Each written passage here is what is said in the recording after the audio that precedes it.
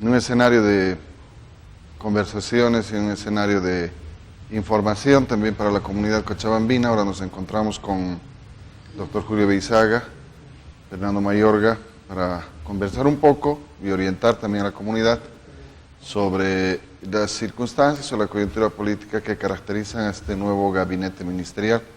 En un escenario en el que muchos dicen que el gobierno ha entrado en un proceso electoral, básicamente en una campaña electoral. Otros manifiestan que se han requerido algunos ajustes mucho más profundos en el proceso de administración de la cosa pública. Sin embargo, estaremos para dilucidar estos temas con nuestros invitados. Julio, gracias por la asistencia a esta invitación. No, al contrario, gracias por la invitación y además muy grato de compartir con Fernando Mayorga estos temas que acabas de mencionar. Fernando, gracias por asistir a la invitación. Gracias a ti, Ronald. Un gusto estar con Julio aquí compartiendo un diálogo que esperemos sea fructífero para la audiencia del canal universitario. Bien, cuando hablamos de gobierno siempre hablamos de sus máximos representantes, es decir, el presidente, el vicepresidente, pero un aspecto muy importante de la administración de la cosa pública involucra el trabajo de sus ministros. Pero no solamente la administración en sí de la cosa pública, sino lo que representa el gobierno en sí, el partido político, los niveles de militancia, de lealtad, de consecuencia, pero también de responsabilidad técnica administrativa. En esto tenemos un gabinete ministerial muy interesante, pero tal vez no marcado por muchas novedades, pero sí con ciertas particularidades. Fundamentalmente tres componentes llaman la atención, es decir, uno, el que tiene que ver con la reincorporación de Juan Ramón Quintana, el otro que tiene que ver con Milton Gómez y los acuerdos con la Central Obrera, que de repente pueden involucrar también la misma caracterización en las relaciones con el sector campesino, especialmente las Bartolinas, y la incorporación de Nélida Cifuentes en el Ministerio de Desarrollo Productivo y Económico Plural. Por el otro lado, mantener cierto elemento de coherencia, de continuidad en el gobierno respecto a la permanencia de Carlos Romero en el Ministerio de Gobierno, pese a las dificultades que ha habido con el caso de la ANAPOL, por ejemplo, Diego Pari en las relaciones internacionales y la reincorporación de Luis Arce Catacora, que tiene uno de los perfiles de repente mejor reconocidos a lo largo de este largo periodo de gobierno del movimiento al socialismo en el aspecto del manejo económico. Sobre esto, en género, ¿qué opiniones podemos vertir, Julio? Bueno, hablaríamos de una recomposición ministerial, ¿no? Unos han sido ratificados, nuevos han sido incorporados y otros de retorno también, digamos, en los cargos que has mencionado. Yo veo que en la composición del actual gabinete que tiene el presidente Evo Morales hay una combinación entre lo técnico y lo político, ¿no? Juan Ramón Quintana, que has mencionado, es un operador político muy eficiente, digamos, tiene experiencia, ha manejado ya en anteriores oportunidades el Ministerio de la Presidencia y ha tenido actuaciones relevantes, yo diría, en el plano político electoral, digamos, en Pando, por ejemplo. Probablemente el triunfo del MAS en el departamento de Pando se debe al trabajo de Juan Ramón Quintana. Creo que es un operador que tiene experiencia y sabe tocar los niveles, los hilos que en materia político-electoral se necesita, y eso creo que puede contribuir, creo que es el enfoque que tiene el actual gobierno. Si bien es cierto que tiene anticuerpos internamente, no lo quieren mucho a veces, digamos, en el propio MAS, por ejemplo, Javier Albón nunca estuvo de acuerdo que acrecentara su poder cuando estaba en el anterior gabinete. Hoy está de vuelta, indudablemente, pero más allá de eso, creo que es un operador político que va a poner a disposición de toda la campaña del MAS, todo el aparato del Estado. Eso es, creo, el fundamental. En cuanto a Arce Catacora, creo que es un rescate para poder que este nuevo periodo que comienza este año electoral y lo que viene después también, Es un periodo crítico en materia económica, porque Bolivia se caracteriza por la exportación de materias primas, seguimos dependiendo de los precios internacionales del gas, del tema de los minerales y otros niveles de exportación. Va a ser un año difícil y vienen también el tiempo de las de una, no desaceleración económica, sino hay una disminución de ingresos que puede afectar a la economía boliviana. En ese sentido, la presencia de Arce Catacora tiene objetivo de garantizar la estabilidad económica, que es un rasgo muy común de estos últimos años, y tratar de resolver los problemas que se pueden avecinar en este tiempo, sobre todo por la escasez de ingresos que va a tener el Estado y las dificultades que pueden haber. Pongámonos en el caso de que ya no va el contrato de gas con Argentina, por problemas de otra naturaleza, no siempre políticos, igual con Brasil, estaríamos en graves dificultades. Y ese tema pasa por la presencia de Arce Catacora, que es un operador eficiente, nos ha demostrado que sabe manejar la economía, ha garantizado la estabilidad, etc. Creo que ese es el objetivo principal.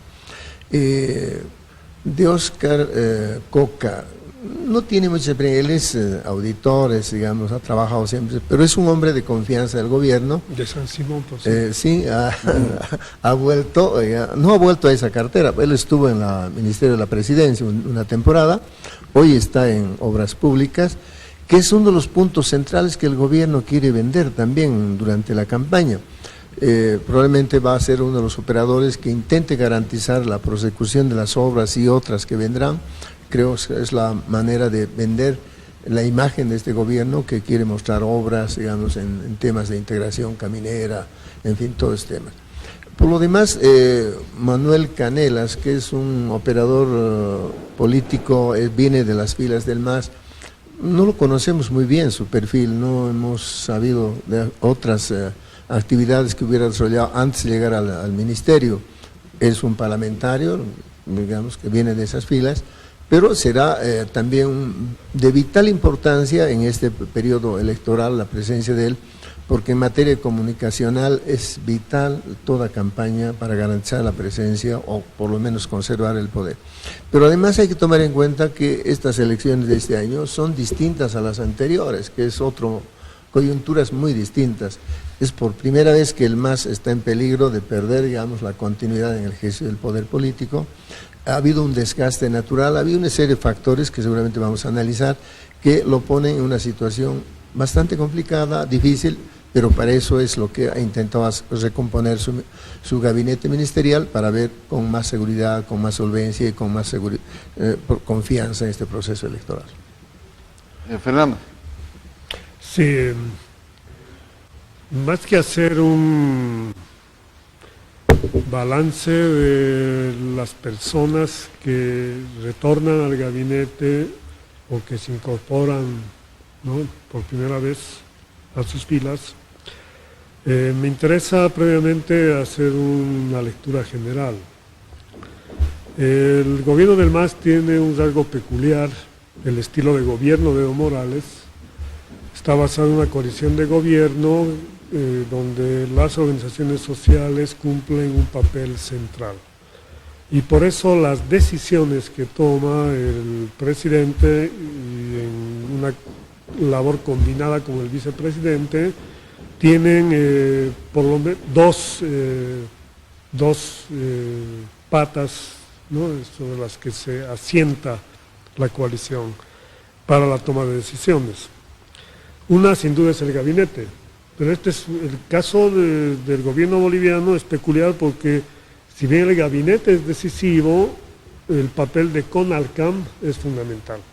El presidente se reúne cada semana con el gabinete, con la bancada parlamentaria y con CONALCAM. Y es con CONALCAM, la Coordinadora Nacional por el Cambio, donde están las organizaciones sindicales, sobre todo campesinas e indígenas, en algún momento la Central Obrera Boliviana y varias federaciones del sector obrero, donde, por ejemplo, se toman las decisiones estratégicas, como el sistema universal de salud, en su momento temas relativos a las jubilaciones, ni hablar de la nacionalización en su momento o de la nueva constitución política. Ahí se toman decisiones estratégicas y en el gabinete es donde se toman las decisiones, diríamos, referidas al manejo del Estado en los aspectos relativos a la gestión pública. Entonces es un primer elemento que hay que tener en cuenta, de que no es al estilo de un gobierno convencional un mando del Ejecutivo basado solamente en el gabinete. O sea, es importante el gabinete, pero es secundario respecto a CONALCAM en términos de decisiones estratégicas. Sí es, obviamente, el gabinete clave para la marcha cotidiana del Estado. Y en ese sentido, creo que a partir de lo que señalaba el doctor Julio Beizaga, en la medida que este es un año electoral, los cambios que han habido en el gabinete, estamos hablando de 7 nuevas figuras en carteras ministeriales, ¿no?, a partir de esta semana, que están denotando esa intención de responder a exigencias de mayor eficiencia y eficacia en la gestión pública, pero al mismo tiempo mirando un año electoral. Por eso se explican varios retornos, el de Juan Ramón Quintana y el de Luis Arce Catacora son sin duda los más llamativos. Pero también está la presencia, yo quiero resaltar la presencia de 3 nuevas figuras, 2 que vienen del ámbito parlamentario y una que viene del ámbito precisamente sindical y también, sobre todo sindical. Y es el caso de Manuel Canelas, de Gabriela Montaño y de Nélida Cifuentes. ¿Por qué resalto esto? Porque son, para complementar lo que ya mencionó el doctor Beizaga acerca de Arce Catacora y Juan Ramón Quintana, ¿no?, otras cosas más adelante puede hacer algunos matices, pero son importantes estas 3 incorporaciones, primero porque en el caso de Nélida Cifuentes, más que un lazo orgánico, es una figura que ha tenido mucha presencia en los últimos 2 años en las redes sociales. Es una figura de las Bartolinas, pero que tiene presencia en el espacio público y en estos nuevos ámbitos de la comunicación política que para el MAS son fundamentales, no solo para el MAS, pero sobre todo para el MAS.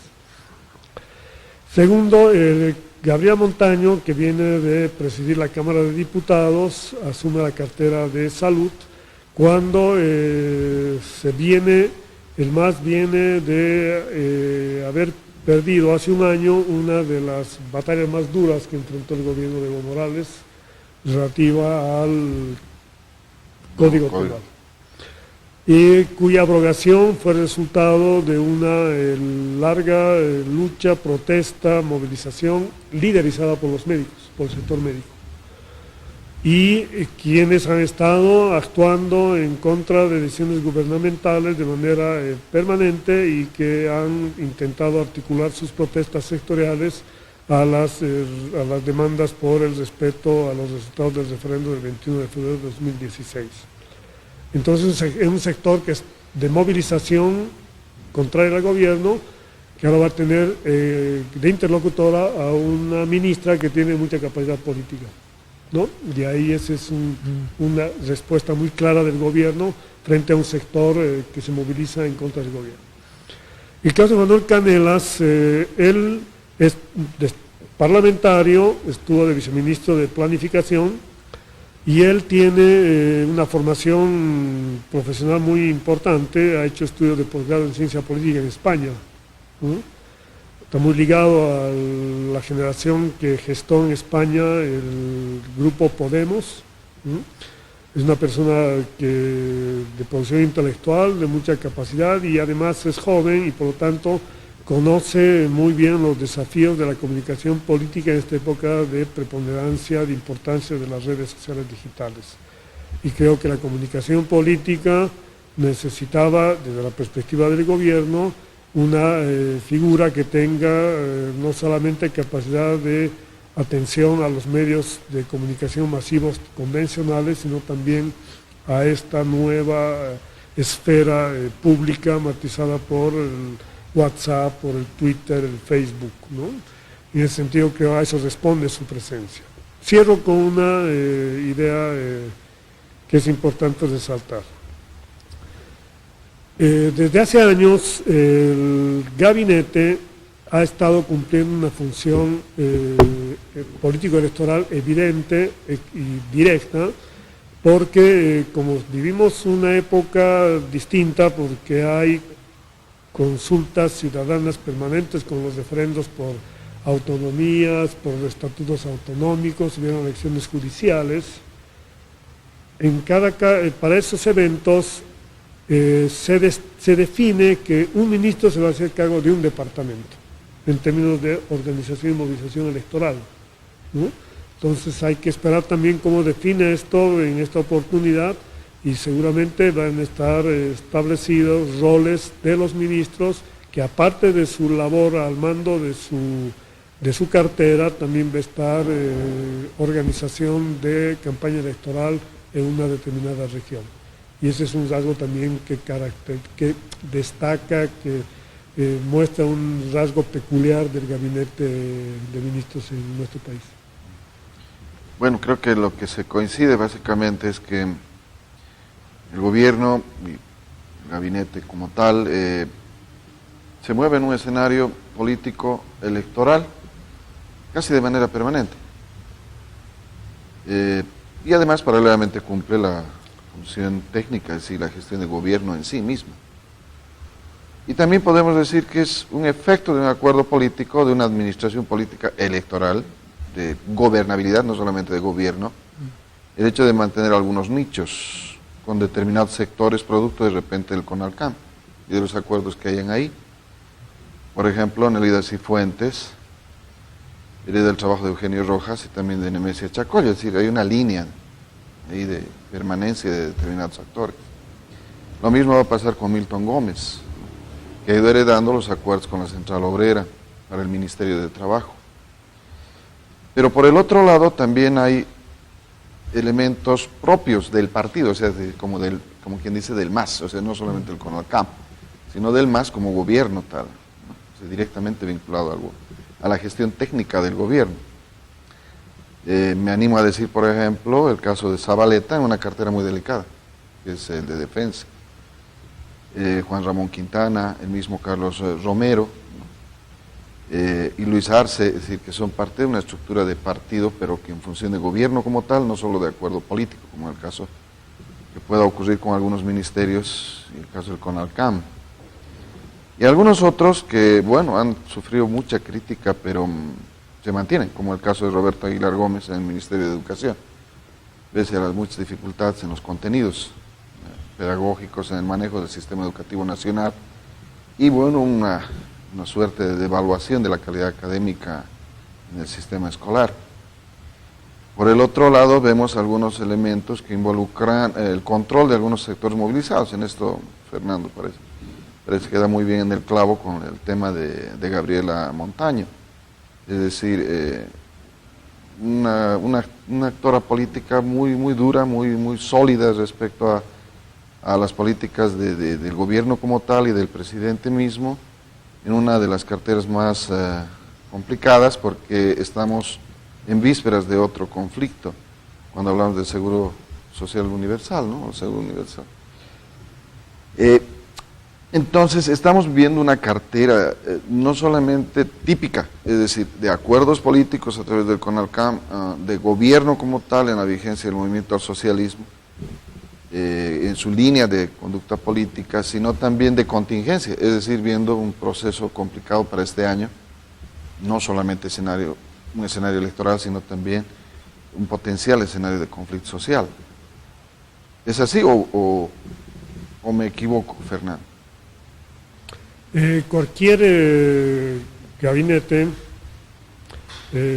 confirmado o reformulado, recompuesto, siempre tiene que responder a una estrategia política, ¿no? O sea, la labor cotidiana de gestión es algo que involucra a los ministerios como estructura, pero las cabezas, los ministros, obviamente tienen que estar seleccionados en función de lo que tú señalas como demandas de atención a lo contingente.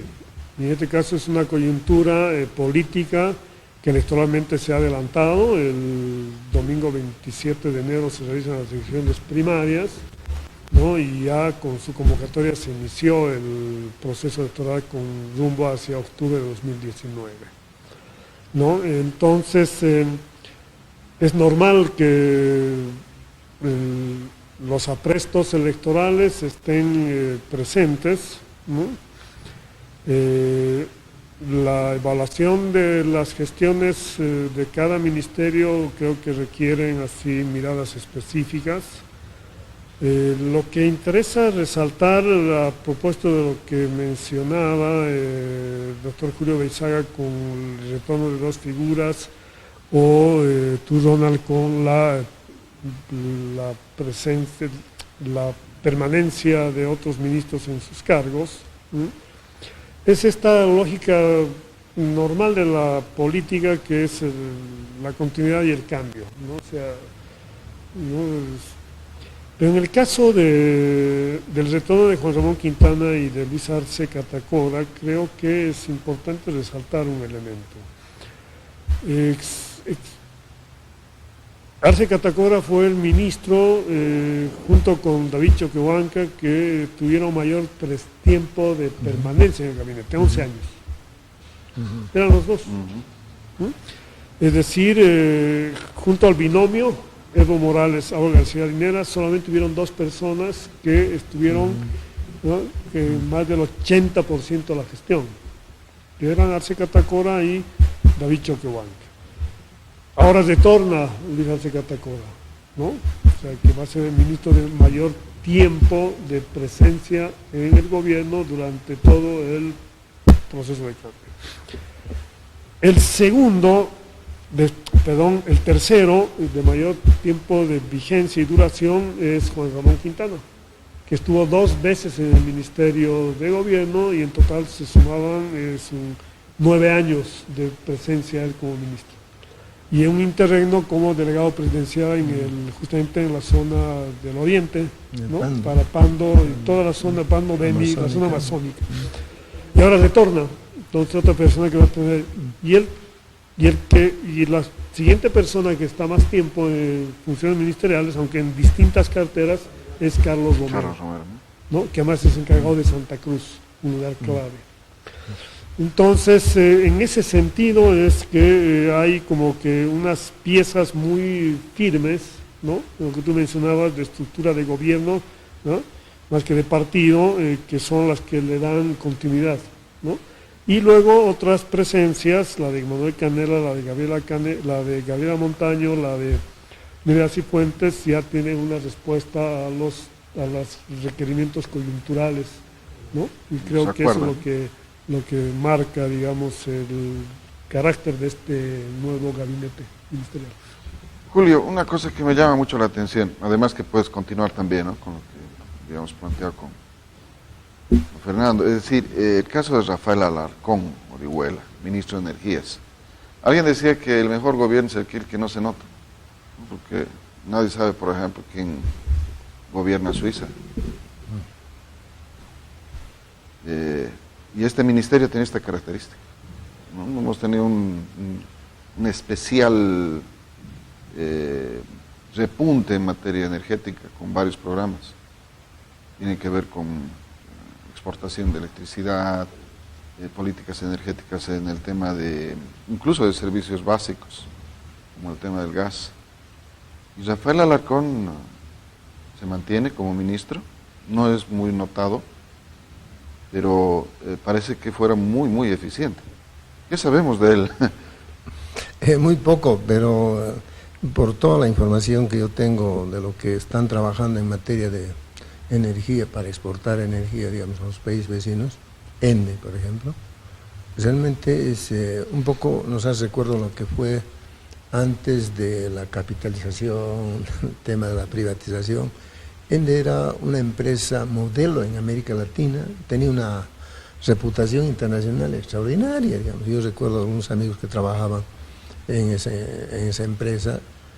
Lo primero, digamos, cuando nos tomaban alguna decisión a nivel de gobierno, que se sabía en el mundo exterior y no en Bolivia. Creo que ENDE intenta recuperar ese rol, digamos, protagónico, ¿no? En una área estratégica muy importante para la economía del país. Algunas personas que están muy allegadas a ENDE me dicen, no se ve hacia afuera, digamos, no hay mucha información que circule hacia afuera qué están haciendo, pero realmente es impresionante la forma de trabajo que están haciendo y creo que eso puede generar resultados muy positivos hacia adelante.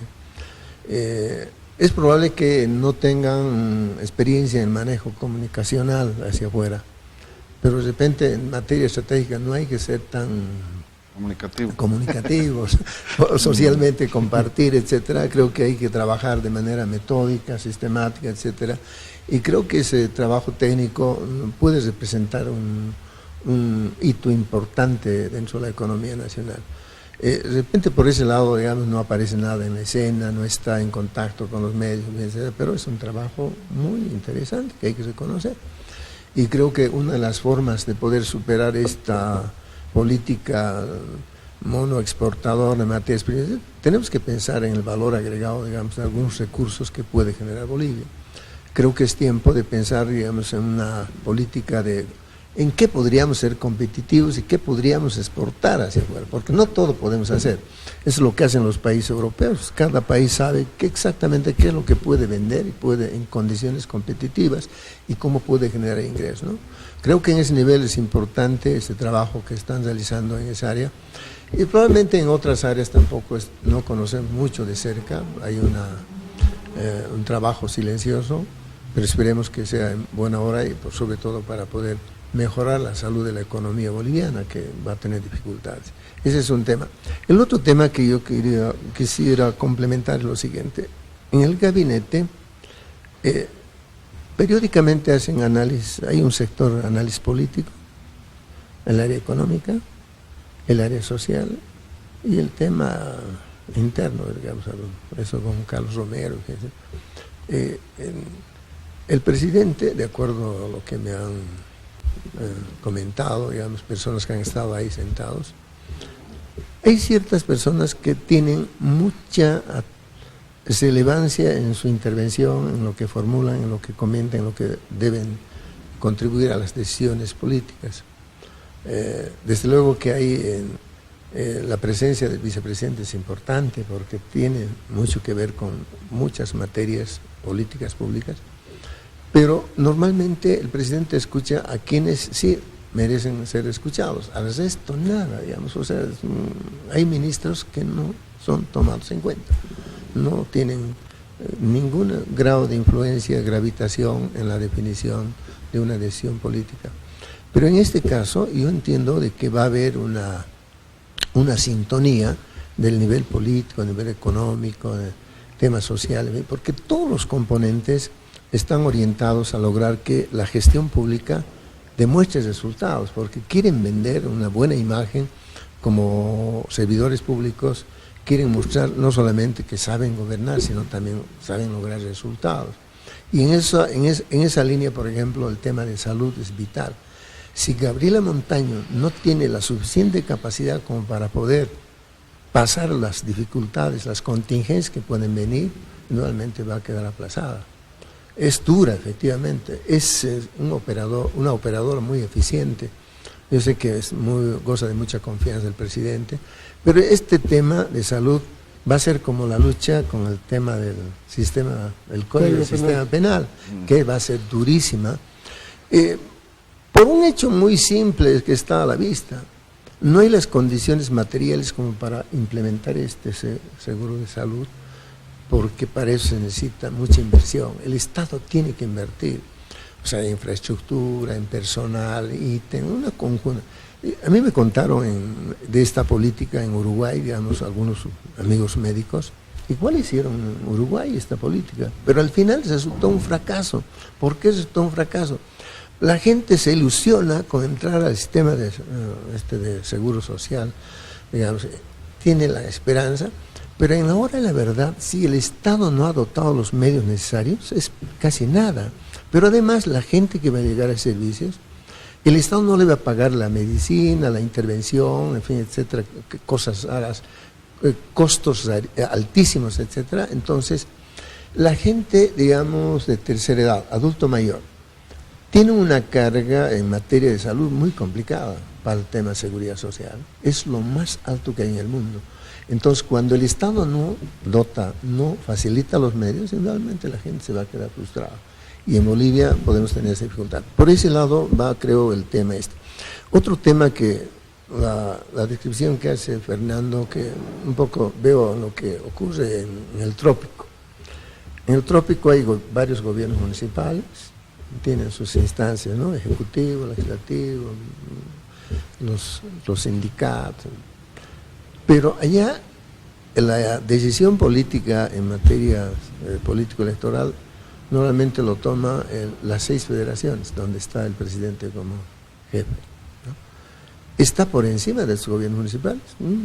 Para ser alcalde, para ser miembro de un consejo, hay que pasar por esa instancia, si no, no tiene ninguna posibilidad. Suprapoder. Sí, ese es un poder, digamos, que está por un poco el poder paralelo, diríamos, ¿no? No aparece. No sé si paralelo, como que están imbricados. Sí, están muy, o sea, hay una conexión que es muy políticamente muy bien diseñada, ¿no?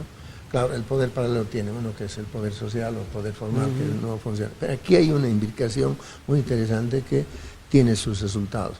En ese nivel, yo creo que el gobierno maneja con mucha solvencia, con mucha eficacia, cómo logran conciliar, definir políticas en CONALCAI, cómo operativizan a nivel del gabinete, cómo responde a eso también la Asamblea Legislativa.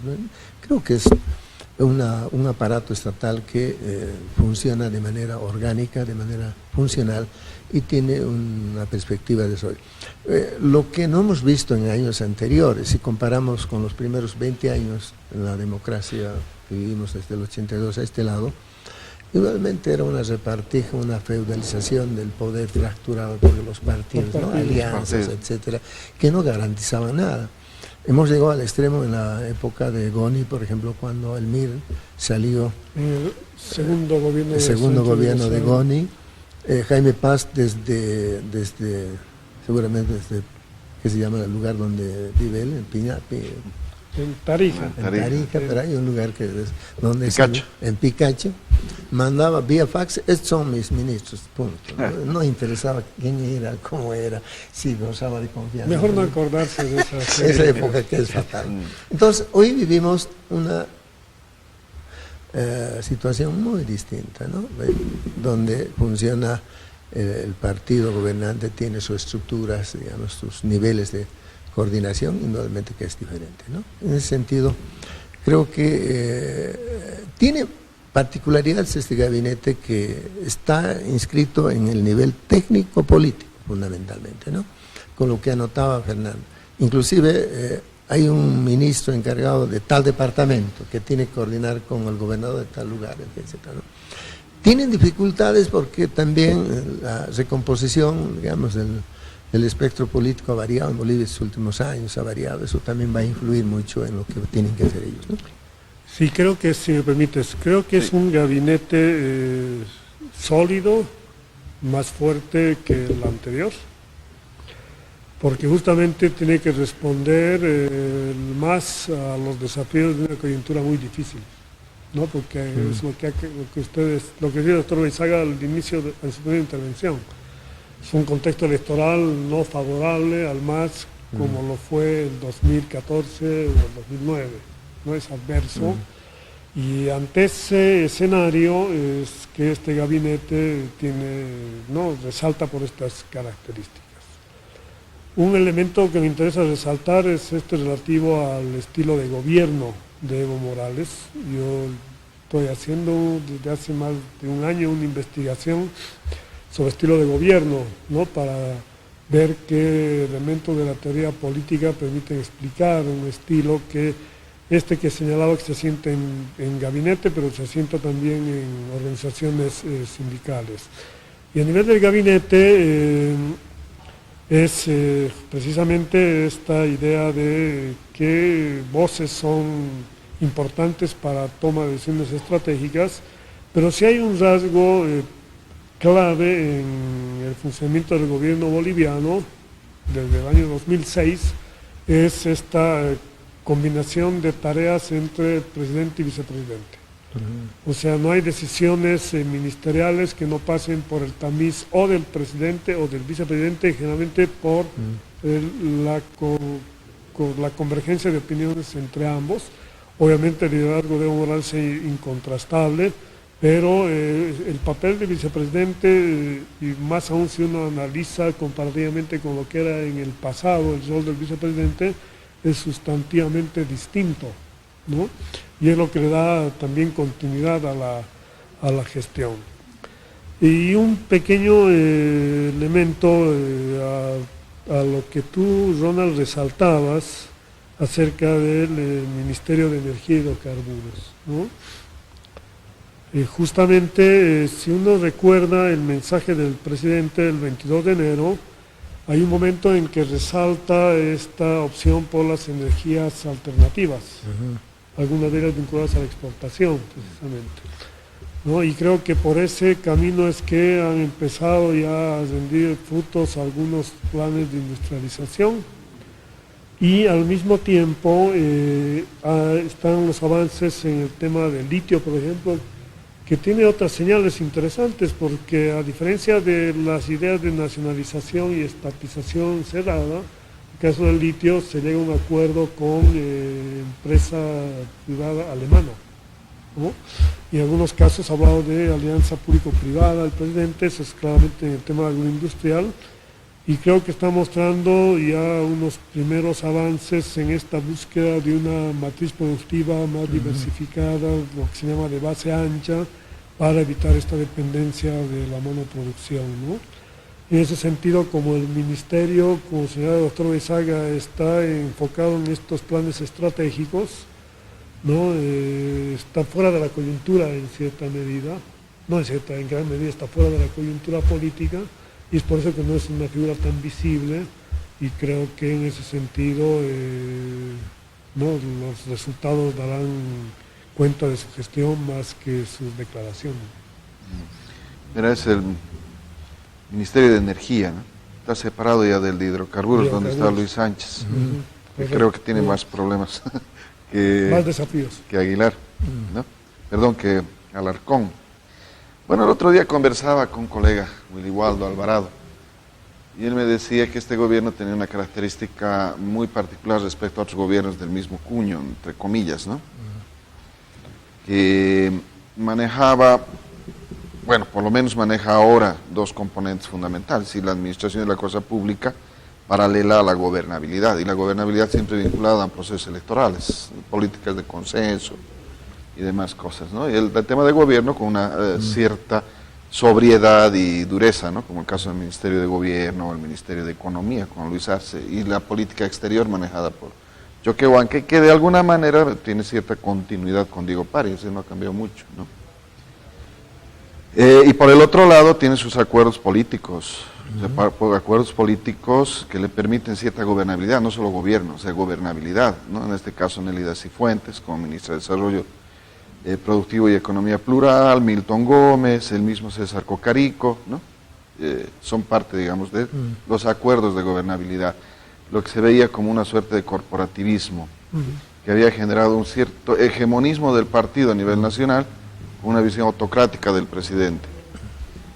Y este mismo amigo me decía, es la diferencia con Venezuela, ¿no? Es decir, Bolivia está en una situación muy particular, muy diferente a lo que ocurre en Venezuela, porque en Venezuela no se generaron estos acuerdos con la base social, sino solamente a través del discurso. No había una sostenibilidad del acuerdo de la base social. Y se descuidó mucho la parte técnica del gobierno, la parte técnica, operativa, administrativa. Sí, en China y en Rusia existen hegemonismos y autocracias, pero eficientes, no ineficientes como en el caso de Venezuela. Y en Bolivia estaríamos viendo que no solamente existe esta visión un tanto hegemonista del movimiento al socialismo y autocrática, con cierto grado de maniobra política, ¿no? Porque el caso de las primarias, por ejemplo, han utilizado cualquier posibilidad de la emergencia de un nuevo liderazgo. O sea, ya está cerrado la candidatura de, entre comillas, la de Evo Morales, su binomio, y la falta de otro referente, porque entonces son candidatos desgastados de una estructura política incluso ya pasada, ¿no? Es decir, hay también una maniobra electoral. Pero por el otro lado muestra cierta coherencia en mantener los acuerdos a través del CONALCAM, con las bases sociales, esta suerte de gobernabilidad y acción política electoral permanente, acompañada de elementos que involucran coherencia en la administración seria de la cosa pública, es decir, del Estado como tal, a través de la economía. Estamos viendo el Ministerio de Energías, ¿no?, la planificación estratégica sobre el tema. Esto yo creo que nos va a plantear un escenario muy interesante hacia adelante, porque ya no es solamente un debate político electoral o partidario, sino sobre la visión de Estado que se tiene. Y en esto, algo que nunca había aceptado de parte del gobierno, es decir, no hay propuesta, porque nunca dejaban que aparezca el proponente, se está poniendo realmente en la mesa. Es decir, poco a poco el proceso de cambio, que parecía simplemente un eslogan, se está afianzando en un modelo, no solamente de administración del Estado, sino también de proyección, es decir, una política de Estado. Alternativa a eso, hemos escuchado algún debate, hemos visto alguna propuesta. Este gabinete ministerial representa ese cierre, digamos, de un proceso y una especie de hermetización o blindaje. Yo creo que la palabra correcta es el blindaje de un proceso que no se va a quedar aquí, sino se va a proyectar hacia adelante. Es decir, este gabinete ministerial representa eso. Entonces, Julio. Bueno, tal vez podríamos tener una posición, digamos, por un lado, por otro lado, o tratar de esquivar, digamos, una respuesta muy concreta. Yo entiendo de que lo que se ha hecho estas últimas gestiones, y con la visión que ahora se tiene de la gestión pública, sobre todo las políticas de Estado, una visión estratégica no solo interna, sino inclusive a nivel internacional, creo que marca una diferencia con el pasado.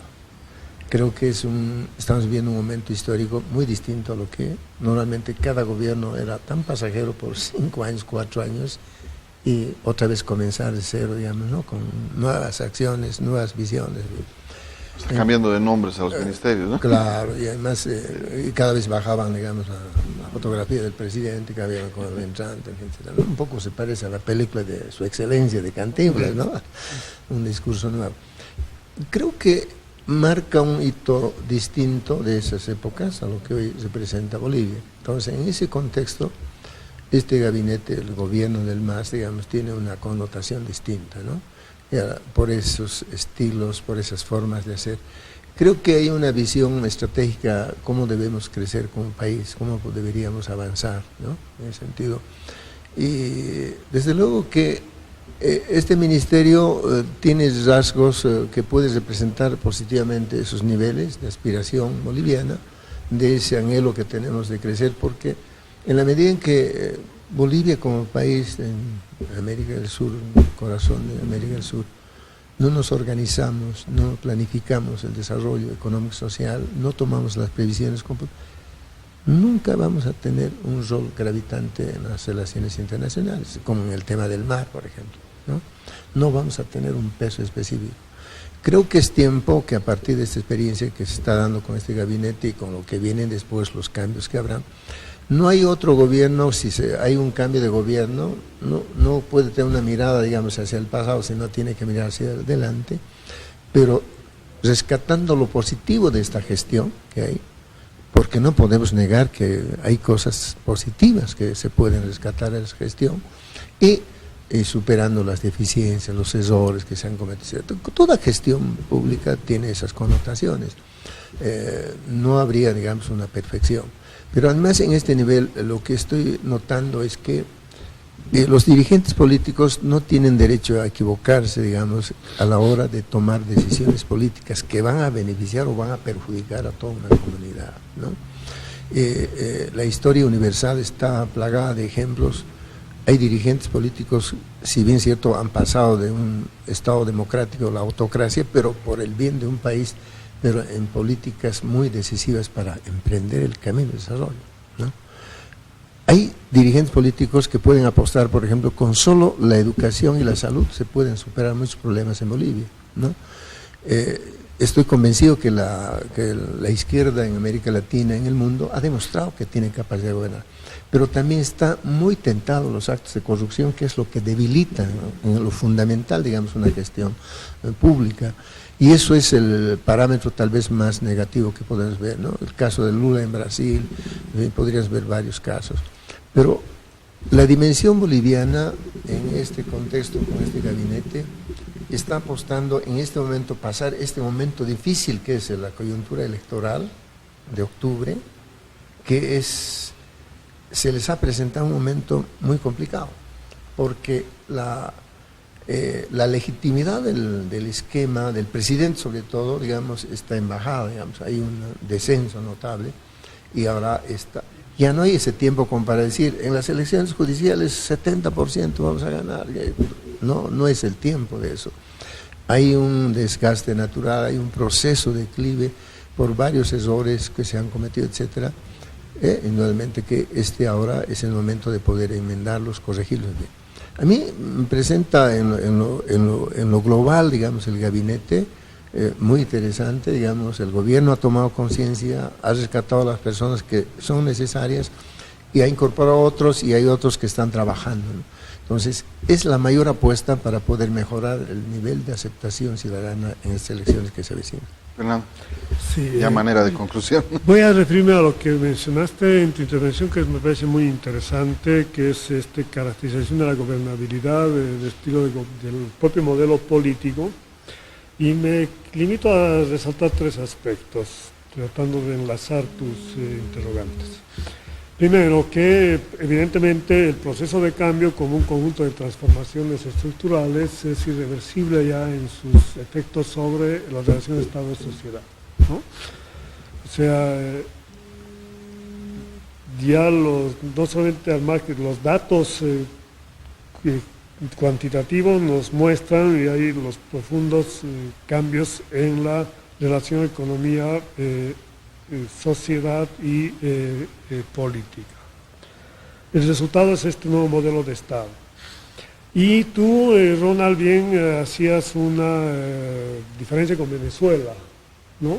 Ahora que es un tema de moda y se pone a veces en el mismo nivel, en la misma casilla el modelo boliviano que el brasilero en su momento, el ecuatoriano, el venezolano. Y evidentemente la clave del modelo político boliviano es que no es el de Evo Morales un liderazgo que se gesta desde el Estado, como el caso de Chávez, que se gesta en las Fuerzas Armadas, y desde el Estado intenta penetrar en la sociedad y crear su base social.